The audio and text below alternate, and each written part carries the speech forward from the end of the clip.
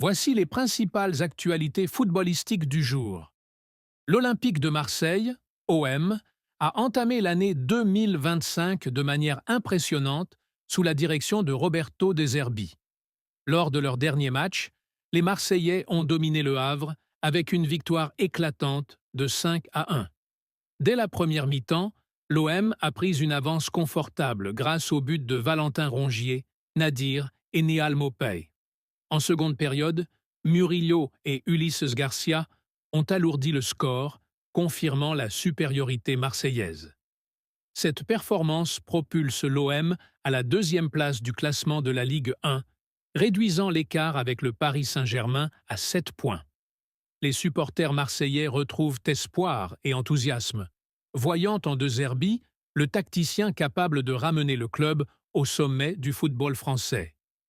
Du côté du Real Madrid, l'équipe se prépare à affronter la Deportiva Minera en 16e de finale de la Copa del Rey.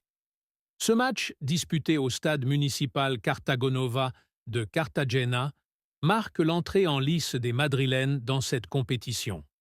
Bien que la Deportiva Minera évolue en Segunda RFEF, elle a déjà créé la surprise en éliminant le Deportivo Alavés au tour précédent.